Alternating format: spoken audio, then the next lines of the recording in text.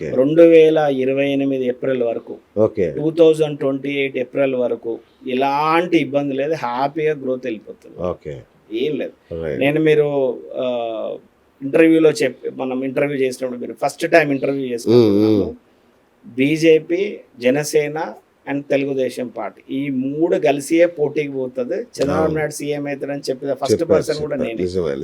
మీరు అన్నారు, నాకు గుర్తుంది, ఇది కనుక జరిగితే అనే మాట కూడా అన్నారు. ఈ ముగ్గురు కనుక జరుగుతూ ఇలా జరుగుతుంది అని చెప్పడం కూడా జరిగింది. అవునవునవును. ఓ అద్భుతం. ఇప్పుడు చూడండి కాలం ఎంత డిఫరెంట్గా ఉంటుందంటే, చంద్రబాబు నాయుడు సీఎం కావాలి, ఉదాహరణకు అనుకోండి, చంద్రబాబు నాయుడు గారు సీఎం కావాలి. పవన్ కళ్యాణ్ చంద్రబాబు నాయుడు కలవలేదు అప్పటికి. ఇంకా ఆ ఎదగే ముందు ఎదుటి వాడితోడో తప్పు చేయించి చంద్రబాబు నాయుడు తీసుకెళ్ళి జైలు వేయించి, అరే గంతటి వ్యక్తిని జైలు వేస్తారా అని పవన్ కళ్యాణ్ కోపం వచ్చి ఈయనబట్టి మోడీ గారితో ఎన్డీఏ కూటమితోటి మధ్యలో రాయబారం నడిపించి జరిగిందని చెప్పి అందరు ఒక దగ్గరికి అయ్యి తనను ఊడగొట్టిళ్ళు. ఇప్పుడు కూడా అంతే. కేసీఆర్ గారికి జూన్ 2వ తారీఖు నుంచి టైం మంచిగా అవుతుందంటే, ఈ టైం ఎట్లా మంచిగా అవుతుందని నేను కూడా చాలాసార్లు అనుకున్నాను. ఎట్లా మంచిగా అవుతుంది, ఎట్లా మంచిది అంటే రేవంత్ రెడ్డి గవర్నమెంట్ ఏదో తప్పటి అడిగేయాలి. ఇప్పుడు సిట్టుకు పిలుచుకొని ఇవన్నీ చేసి ఇంకా ఉల్టా వాళ్ళనే పెంచినట్టు. అంతే కదా. ఇప్పుడు ఇంకా అరెస్ట్ చేస్తే ఇంకా రేజ్ అయిపోతాడు. ఓకే, అక్కడ చంద్రబాబు నాయుడు కనుక ఎట్లయితే అరెస్ట్ చేస్తే సానుభూతి పెరిగి ఎట్లా రేజ్ అయ్యిండో, ఈయన కూడా అట్లనే అవుతుంది వాస్తవం. అంటే మన ఎదిగేది ఉంటే ఈ తప్పు ఎదుటివాడి దగ్గరికి వెళ్ళి కూడా చేయిస్తాం. రైట్, అదే కాలం. కరెక్ట్. నేను దాని గ్రహాలను ఆపలేవు. అవును అవును. ఇప్పుడు సార్ మామూలుగా చూసుకుంటే తెలంగాణ రాజకీయాల్లో రేవంత్ వర్సెస్ కేటీఆర్ లాగా నడుస్తుంది మొత్తం. ఇప్పుడు ఈ 2026లో వీళ్ళిద్దరిలో ఎవరు మంచి పొజిషన్లో ఉంటారు సార్? మీరు కేసీఆర్ రేవంత్ రెడ్డి అనండి దయచేసి, కేటీఆర్ రేవంత్ రెడ్డి అని అనక. అవునా? ఎందుకు అనాలి? అనొద్దు. ఎందుకంటే వీళ్ళిద్దరు రోజు కొట్లాడుకుంటున్నారు. ఆయనతో ఉంటే ఉండని అండి, దానికి దీనికేం సంబంధం? ఇప్పుడు రెండు రాజులతో మనం ప్రస్తావన చేయాలి కానీ ఒక రాజుకును సైన్యాధిపతితో ముడిపెట్టి ఎందుకు మాట్లాడుతున్నారు? అట్లా ఏమొద్దు. రేవంత్ రెడ్డి కేసీఆర్ అని అనండి. అవునా? అంతే. ఓకే. సో కేటీఆర్ కి దీంట్లో పాత్ర లేదని నేను అనటం లేదు కదా. నేను ఏమంటున్నా, నేను అవతల దిక్కు రాజును పెట్టి ఇటు దిక్కు సైన్యాధిపతితో ఎందుకు లింకప్ చేస్తున్నారు? Okay okay. రేపు పూర్తి స్థాయిలో ఆ పార్టీ అధ్యక్షుడు అయిన తర్వాతనో లేదా ఇంకే అప్పుడు కలపండి. కేసీఆర్ గారు ఉన్నాక మళ్ళా కేటీఆర్ గారిని కలపడం ఎందుకు? Okay right. మీరైతే టీఆర్ఎస్ పార్టీ కాదు కదా? ఎవరండి? మీరు. నేనా? అంటే డౌట్ వచ్చింది, అడుగుతున్నా. ఎందుకు అట్లా ఎందుకు ఉంటుంది అంటే, ఒక వ్యక్తిగతమైన పార్టీకి ఎందుకు ఉంటుంది జ్యోతిష్యం? రైట్. నాకు అట్లా ఏముంటుంది. ఈ పార్టీ ఆ పార్టీ అనే లేదు. నాకు అన్ని పార్టీల నుంచి క్లయింట్స్ ఉన్నారు, అన్ని పార్టీల నుంచి ఎమ్మెల్యేలు నా శిష్యులు కూడా ఉన్నారు. నాకు ఈ పార్టీ ఆ పార్టీతో నాకు సంబంధం లేదు. అయితే నా వ్యక్తిగతమైనది నా ఇష్టం, అది బహిర్గతంగా నేను నా భావం కానీ నా ఆలోచన విధానం కానీ లేదా నేను ఓటు ఎవరికి ఇద్దాం అనుకున్నది నేను బహిర్గతం చేయను. కానీ ఒక వ్యక్తికి సంబంధించిన సో అట్లా అంటే నేను ఇప్పుడు ధనుర్లగ్నంలో వారు అనౌన్స్మెంట్ చేసినప్పుడు కేసీఆర్ గారు ఏది మన ఈ ఎలక్షన్స్కి సంబంధించిన క్యాండిడేట్స్ని స్పెసిఫిక్గా ధనుర్లగ్నం అని చెప్పి మరీ అనౌన్స్మెంట్ చేస్తారు. మీరు కావాలంటే ఇంటర్వ్యూస్లో కానీ దాంట్లో గమనించుకోండి. అది ధనుర్లగ్నం అంటే నేను ఫస్ట్ మా లోకల్ ఛానల్లో నేను ఫస్ట్ ఇచ్చింది అదే. నేను ఇక్కడనే బ్లండర్ మిస్టేక్ అని చెప్పిన. నేను ఇక్కడే ఫస్ట్ బ్లండర్ మిస్టేక్ ఇది ఎందుకంటే ఇది శుక్రుడు బాగాలేడు, అష్టమ స్థానం నందు ఉన్నది, ఖచ్చితంగా స్త్రీకి సంబంధించినటువంటి ఇబ్బంది కలుగుతుంది. ప్లస్ కుజుడు అనుకూలంగా లేడు, రవిబలం లేదు, ఇది రాంగ్ డిసిషన్ అని కూడా నేను డైరెక్ట్ చెప్పిన. నేను మరి అట్లయితే నేను బీఆర్ఎస్ పార్టీ నుంచి అయితేనో టీఆర్ఎస్ వ్యక్తిని అయితే నేనెందుకు తప్పు నిర్ణయం అని అంట. ఎందుకంటే ఒక వ్యక్తి నచ్చినప్పుడు తన తప్పును కూడా ఒప్పుకోగలుగుతాం కదా. నాకు అట్లే నాకు ఈ పార్టీ ఆ పార్టీ అలా. గురుగారు మీరు బొట్టిలా ఎందుకు పెడతారు గురుగారు? మామూలుగా ఇలా ఉంటాయి కదా, ఈ అర్ధచంద్రాకారంలో ఎందుకు ఉంటుంది? భద్రకాళి అంటే నేను వరంగల్ వాస్తవ్యం. భద్రకాళి అమ్మవారి పైన ఇట్లా అర్ధచంద్ర ఆకారంలో అమ్మవారికి బొట్టు ఉంటుంది. భద్రకాళి శేషు గారు దాని అంటే ఎవరికి అక్కడ మీరు భద్రకాళి దేవాలయానికి ఎవరు వచ్చినా కూడా ఈ రకంగానే మీరు అర్ధచంద్ర ఆకారంలో బొట్టు పెడతారు. సో ఇది మాకు కరెక్ట్ కూడా చెప్పాలంటే ఇది మా బ్రాండ్ బొట్టు అండి. మా భద్రకాళి అమ్మవారి బొట్టు మా వరంగల్ బొట్టు. మా వరంగల్ అనేది ఒక బ్రాండ్ అన్నట్టు. ఇక మాది మేము చూపించుకోవాలి కదా. బాగుంది. రైట్. ఇప్పుడు ఈ కొత్త జిల్లాలు కూడా రద్దు అవుతాయని ప్రచారం అవుతుంది, ఏమైనా జరుగుతుందా? దానికి జ్యోతిషం ఎట్లా ముడిపెట్టి చెప్తామండి? అంటే జిల్లాలు కూడా ఏర్పడ్డాయి నైతికంగా. వాస్తవంగా కూడా ఉండదు. ఇప్పుడు నేను మీరు అడిగిన క్వశ్చన్స్ కి సార్ నేను ఇక్కడ ఏదో ఒక ఆన్సర్ ఇచ్చి వెళ్ళిపోతే లేదు. కరెక్ట్ కూడా కాదండి. కరెక్ట్. అవును. ఎందుకంటే రేపు నేను పోతే రేపు నా సహాధ్యాయులో నా కొలీగ్స్ నన్ను అడుగుతారు కదా, ఇది ఏ ఆధారంగా చెప్పినామంటే నేను నిరాధారంగా 2-3 మాటలు అని పోలేను కదా. అవును అవును అవును. చెప్పేదానికి ఒక కరెక్ట్. ఒక సోర్స్ కానీ ఒక ఇది ఉండాలి. Right right. Okay right Guruji. ఇప్పుడు ఇంకా అది అంతర్జాతీయ విషయాలకు వస్తే ఈ 2026లో ఏలియన్స్ భూమి మీదకి వస్తారని ఒక ప్రచారం జరుగుతుంది. అంటే జ్యోతిష్యులు చెప్పారు, ఒక బాబా వంగ అని ఒక జ్యోతిష్యులు చెప్పారనమాట. ఇదేమన్నా మీ దృష్టికి వచ్చిందా? అంటే నేను ఒక్క విషయం చెప్తానండి. అంటే బాబా వంగా గురించి నాకు తెలియదు Right. ఏంటనేది, ఆ సబ్జెక్ట్ మీద నాకు అవగాహన కూడా లేదు. బట్ ఏలియన్స్కి సంబంధించిన విషయంలో నేను కొంత మీకు అర్థమయ్యేటట్టు ప్లీజ్. ఇప్పుడు మన అన్ని గ్రహాలలో సన్ని మన సైన్స్లో స్టార్ కింద తీసుకుంటాం, అవును మనం గ్రహం కింద తీసుకుంటాం. మూనుని మనం గ్రహం కింద తీసుకుంటాం.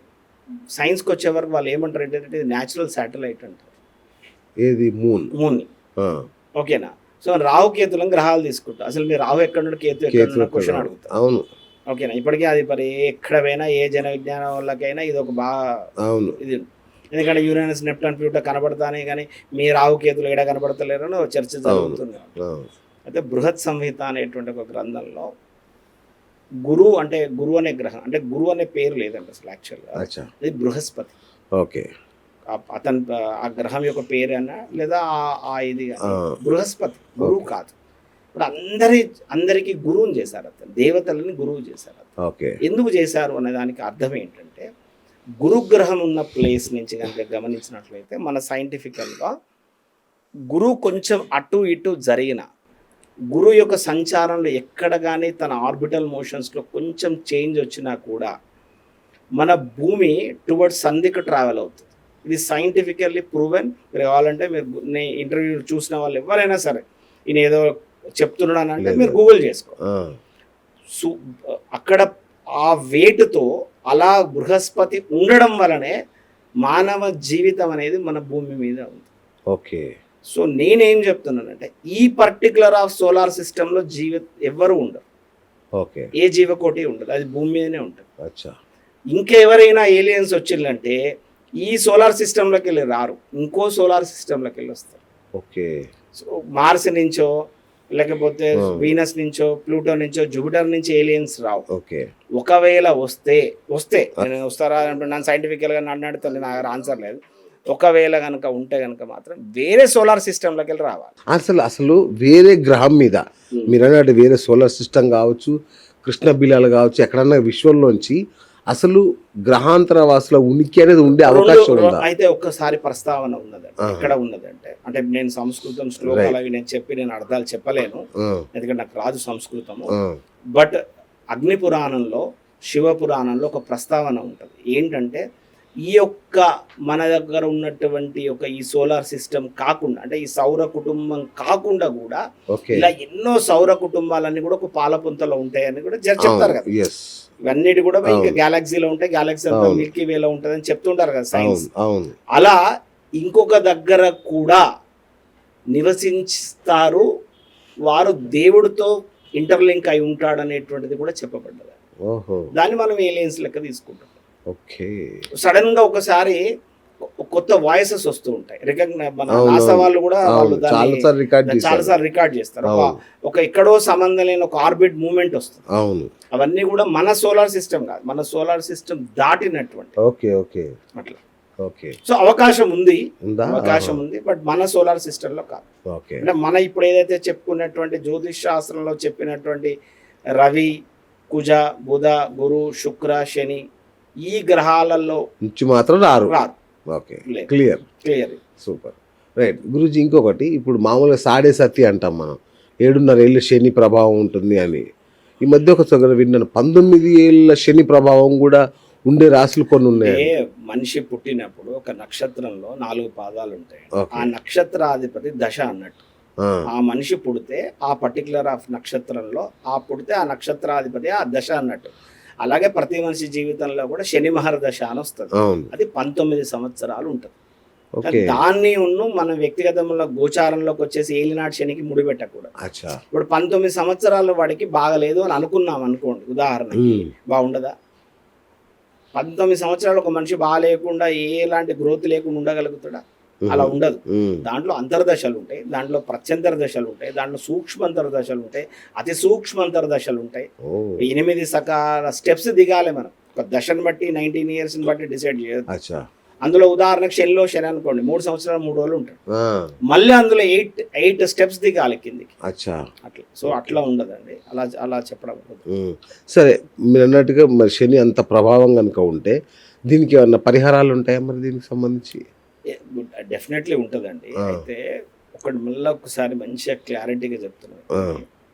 పరిహారము పూజలు జపాలు చేసుకుంటే, దాన ధర్మాలు చేసుకుంటే, వ్రతాలు హోమాలు చేసుకుంటే మన నెగిటివ్ కంప్రెస్ అవుతుంది, మన స్టార్ తిరగదు, మన కంప్రెస్ అవుతుంది, మనకున్న నెగిటివిటీ తగ్గుతుంది. ఎందుకు తగ్గుతుంది అని అంటే ఏం లేదండి, మన ఆలోచన విధానంలో మార్పు రావడం వల్ల దానితోటి ఫైట్ చేసే శక్తి మనకు పెరగడం వల్ల అది మనకు సమస్య తక్కువ అనిపిస్తుంది. అది పరిహారం. పరిహారం అంటే అర్థం అది. ఒక రోగం వస్తే గోళీ వేసుకోవడం పరిహారం. గోళీ వేస్తే రోగం పోదండి, నిన్ను లోపల ఫైట్ చేసే శక్తిని ఇవ్వడం అనేది టాబ్లెట్ యొక్క లక్షణం. సో అట్లా ఏదైనా, ఏ పూజ అయినా, ఏ శాంతి అయినా, ఏదైనా కూడానండి మన తలరాతలు మారవు. నేను ప్రతిసారి చెప్తున్నా ఉంటాయి, తలరాతలు మారవు. ఎందుకంటే మీ తలరాత మార్చే శక్తి నాకుంటే నా తలరాత నేను మార్చుకుంటాను, అంతే కదా.